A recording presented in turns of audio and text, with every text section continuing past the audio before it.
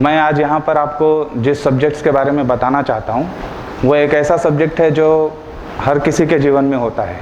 कोई ऐसा नहीं जो उससे अछूता हो। और इसको हिंदी में बोलने का मतलब ये है क्योंकि हम ये चाहते हैं कि आप लोग उसे ज़्यादा से ज़्यादा समझें, क्योंकि हिंदी हमारी अपनी भाषा है, हमारी राष्ट्रभाषा है। Name of the today's topic is The Stress Buster Medicine. Our aim to give this lecture is that कि हम ये चाहते हैं कि आप ये जानें कि स्ट्रेस जो होता है, जिसे हिंदी में तनाव कहते हैं, उससे दूर होने के लिए होम्योपैथी किस तरह से आपकी मदद कर सकती है। क्योंकि मॉडर्न मेडिसिन में अगर आप कोई मेडिसिन लेते हैं तनाव से दूर होने के लिए या चिंता से बचने के लिए, तो जो दवाइयाँ आपको दी जाती हैं उनका असर सिर्फ एक टाइम बिंग, एक लिमिटेड पीरियड के लिए होता है। और उसके असर में ये होता है कि आपकी जो कैपेबिलिटी है, जो मेंटल क्षमता है, जो दिमागी आपकी स्थिति होती है, वो सब बदल जाती है।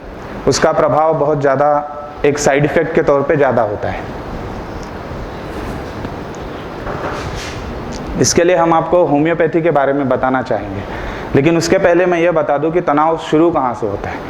कोई बच्चा जब पैदा नहीं होता उसके पहले तनाव शुरू हो जाता है उसको लेकर, और जब कोई इंसान मर जाता है उसके मरने के बाद भी तनाव जारी रहता है उसके मौत को लेकर। जब बच्चा माँ के पेट में होता है उस वक्त माँ को टेंशन होती है कि वो कब आएगा, कैसा होगा, गोरा होगा, काला होगा या जो भी है।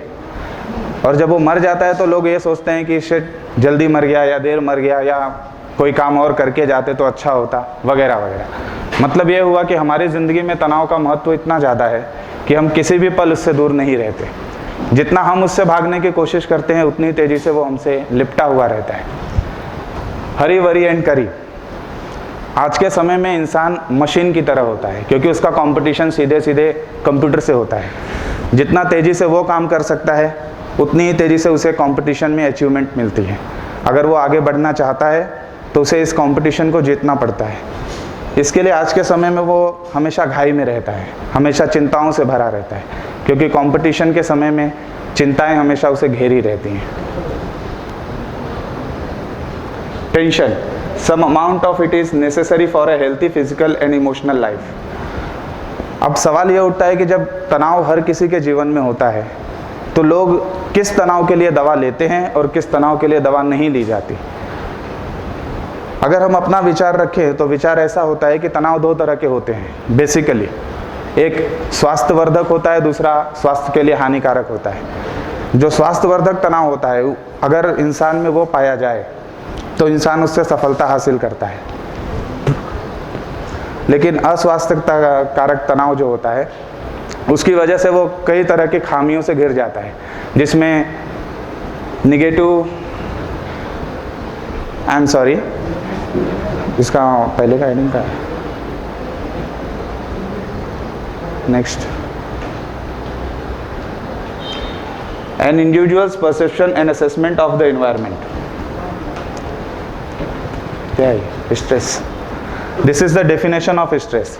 यानी कि एक इंसान की अपनी व्यक्तिगत क्षमता, जिस माहौल में वो रहता है, जिस परिस्थिति में रहता है, वो ये डिफाइन करता है कि वो तनाव को किस तरह से झेल सकता है या किस तरह से उससे प्रेरित हो सकता है। तनाव उसे छोड़ेगा नहीं, लेकिन वो किस तरह से तनाव से निकल सकता है ये देखना ज़्यादा अहम होता है।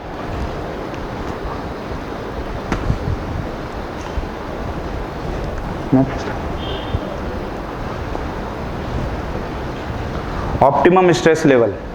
मैंने अभी कहा कि तनाव दो तरह के हो सकते हैं बेसिकली, एक स्वास्थ्यवर्धक, दूसरा अस्वास्थ्यवर्धक। जो स्वास्थ्यवर्धक तनाव है वो इससे डिफाइंड होता है ऑप्टिमम स्ट्रेस लेवल। एक ऐसा लेवल जिसमें इंसान अच्छा परफॉर्म करता है चिंता में रहकर भी। मतलब वो तनाव ग्रसित होता है लेकिन वो तनाव उसे परफॉर्मेंस को इम्प्रूव करने के लिए शक्ति देता है, जिसे हम ऑप्टिमम स्ट्रेस लेवल कहते हैं। हर इंसान में ऑप्टिमम स्ट्रेस लेवल अलग अलग होता है। किसी में छोटी सी बात को लेकर बहुत बड़ा बखेड़ा हो जाता है, और कोई होता है कि बड़ी चीज़ें भी बड़ी आसानी से मुस्कुरा कर निकल जाता है। ये उसके ऑप्टिमम स्ट्रेस लेवल पर डिपेंड करता है कि वो किस तरीके से किस सिचुएशन को कैसे हैंडल करता है। नेक्स्ट,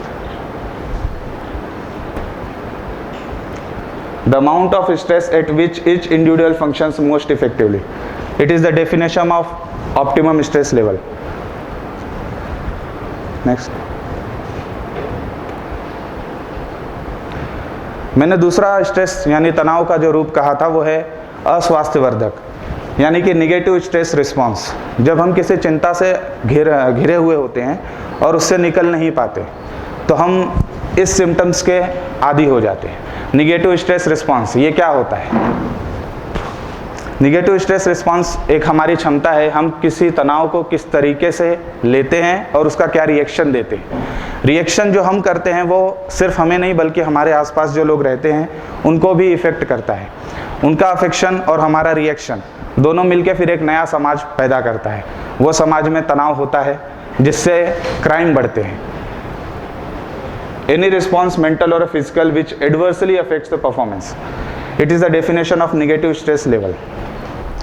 मैं आपको एक बात गौर कराना चाहूँगा कि हमारे देश में नक्सलवाद एक और बड़ी समस्या है। क्राइम, भ्रष्टाचार, करप्शन सब कुछ है, लेकिन इसकी जड़ कहाँ है? एक छोटा हवलदार भी अगर रिश्वत लेता है तो क्यों लेता है? एक मंत्री अगर घूस खाता है तो क्यों खाता है? क्योंकि हर कोई इसी से परेशान है।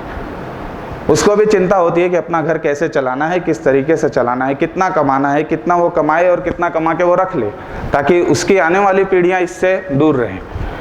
और इसकी वजह से वो हर गलत काम करने लगते हैं। हमारे देश में एक और समस्या है शराब की। लोग सोचते हैं कि जब वो तनाव में पीड़ित होते हैं तो वो शराब का सहारा लेते हैं, ये सोच के कि शराब की वजह से उनका जो तनाव है वो कम हो जाए, लेकिन ऐसा होता नहीं। दूसरे भी लोग हैं वो क्राइम करते हैं। जैसे कि अगर घर में कोई बात हो गई या घर में झगड़े हो गए, माँ बाप से झगड़े हो जाते हैं या वाइफ से झगड़े हो जाते हैं, लोग बाहर निकलते हैं तो कोई एक्स्ट्रा मैरिटल अफेयर कर लेता है, कोई घर छोड़ के कहीं और चला जाता है, क्राइम को जन्म देते हैं। ये सारी चीज़ें कहीं ना कहीं स्ट्रेस से जुड़ी है। इसके अलावा जितनी भी बीमारियाँ होती हैं, चाहे वो हमारी इम्यूनिटी से रिलेटेड हो, चाहे वायरस हो, चाहे बैक्टीरियल हो, हर कहीं ना कहीं स्ट्रेस जो है वो उसमें इन्वॉल्व होता है।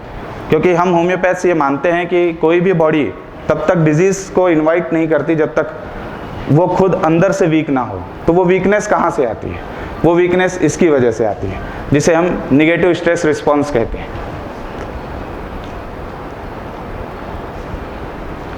जैसा कि मैंने कहा, cause of all major disease present today. Doctors कहते हैं अगर किसी को टीबी हो जाए या कैंसर हो जाए या HIV एड्स हो जाए, एक नोबेल पुरस्कार विजेता ने कहा था कि अगर किसी इंसान को HIV एड्स होता है तो उसे आयुर्वेदिक डॉक्टर के पास जाके मेडिसिन लेनी चाहिए और उसे कहना चाहिए कि मुझे वो दवाइयाँ दो जिससे मेरी रोग प्रतिरोधक क्षमता बढ़ जाए, क्योंकि उसे कोई बीमारी नहीं। वायरस का इलाज वैसे भी मॉडर्न मेडिसिन में नहीं है। लेकिन जो इम्यूनिटी बढ़ाने की हम बात करते हैं वो क्यों करते हैं? इम्यूनिटी आखिर कमज़ोर होती है तो क्यों होती है? सभी लोग अच्छा खाते पीते हैं, बढ़िया से बढ़िया खाते हैं, जो जितना कमाता है उसके हिसाब से वो बढ़िया खाना खाना चाहता है। तो ऐसा क्या होता है कि इम्यूनिटी किसी की कमज़ोर और किसी की ज़्यादा हो जाती है? अगर एक फैमिली कहीं पे घूमने जाती है, जैसे समझ लीजिए यहाँ पे चौपाटी पे, ऐसा नहीं होता कि वहाँ से घूमने के आने के बाद जब लोग आइसक्रीम वगैरह खाते हैं या पिज़्ज़ा खाते हैं या कुछ भी खाते हैं वहाँ पे चौपाटी पे, सबकी तबीयत ख़राब नहीं होती, लेकिन किसी को जुलाब हो जाता है, किसी को सर्दी जुकाम हो जाता है। तो ऐसा क्यों? चीज़ वही है जो सबने खाई, लेकिन एक को इफेक्ट होता है, एक को इफेक्ट नहीं होता। इसका मतलब है कि आखिर उनकी बॉडी, उनके जो शरीर है वो उसके लिए पहले से तैयार है कि वो बीमार हो, या वो तैयार नहीं है कि वो बीमार नहीं होगा। तो इम्यूनिटी जो है वो क्यों आती है? क्योंकि इम्यूनिटी कमज़ोर होती है टेंशन की वजह से, स्ट्रेस की वजह से। क्योंकि अगर आप कमज़ोर हैं, आपने मान लिया कि आप ये काम नहीं कर सकते, तो आप वो काम नहीं कर सकते, चाहे वो काम कितना ही ईजी हो या फिर कितना ही मुश्किल हो। उसके लिए ज़रूरी है कि आप में कॉन्फिडेंस होना चाहिए। स्ट्रेस को दूर करने के लिए एक तरीका जो लोग बताते हैं, कई तरह के मतलब मेंटल डेविएशन चाहिए उस पॉइंट से। तो उस पॉइंट से डेविएशन करने के लिए कॉन्फिडेंस का होना बहुत ज़रूरी है। अगर आप में कॉन्फिडेंस है तो ही आप डेविएट कर सकते हैं, वरना डेविएशन करना उतना आसान नहीं होता। नेक्स्ट।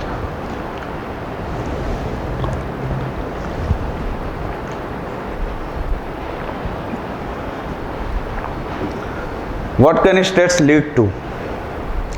जैसा कि मैंने कहा, शराब, क्राइम, हर तरह की बीमारी, खास करके कार्डियक यानी कि दिल की बीमारियां और दिमागी बीमारियां, ये स्ट्रेस की वजह से पैदा होती हैं।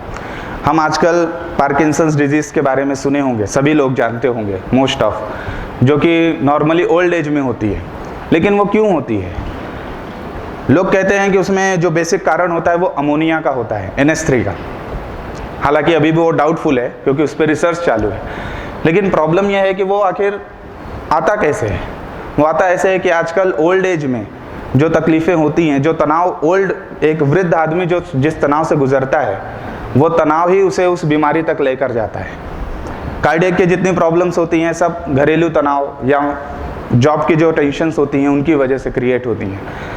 इतना सारा कंपटीशन होता है, उस कंपटीशन से जो तनाव पैदा होता है वो तनाव ही आपको उन बीमारियों के करीब लेकर जाता है। जब भी आपको कोई बीमारी हो जाए, जैसे कि हाइपरटेंशन, डायबिटीज़, डॉक्टर आपको पहला सजेशन यही देंगे कि आप चिंता मत करिए, रिलैक्स रहिए, बेड रेस्ट लीजिए, आराम करिए। क्यों? क्योंकि वो जानते हैं कि जब आप कोई काम करेंगे तो आप स्ट्रेस से फिर से पीड़ित हो जाएंगे, तनाव फिर से आपको घेरेगा। अगर आप घर से बाहर निकले, लोगों से मिले, 4 बातें हुई, 4 तरह के लोगों ने आपसे कुछ कहा, तो आप अचानक से न चाहते हुए भी तनाव से घिर जाते हैं। इसलिए डॉक्टर्स कहते हैं बीमारी के समय पे बेड रेस्ट करना चाहिए, घर पे रहिए, ताकि आप लोगों से दूर रहें। लोगों से दूर रहेंगे तो तनाव थोड़ा कम रहेगा, ऐसा वो सोचते हैं। लेकिन जब आप घर में रहते हैं तो क्या तनाव कम हो जाता है? आप घर में रहते हैं तो आपको वर्कलोड बढ़ जाता है। आप सोचते हैं अगर मैं काम पर गया होता तो मैं ये काम कर चुका होता। यानी घर में रहकर भी आप तनाव से पीड़ित ही हैं। तो तनाव से दूर कैसे हो सकते हैं आप? जितने मेथड्स हैं, योगा करिए, रिलैक्स रहिए या स्पा में जाइए, कुछ भी, लेकिन कहीं पर भी जाके आप तनाव से कब तक फ्री रहते हैं? जब तक आप उस काम में बिजी रहते हैं। यानी कि तनाव को दूर करने के लिए दूसरा काम करना ज़रूरी है, तो ही आप उससे बच सकते हैं।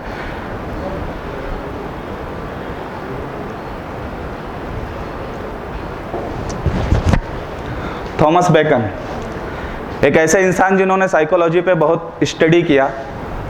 उन्होंने ये लाइन कही, for when the wine is in the wheat is out, in is missing.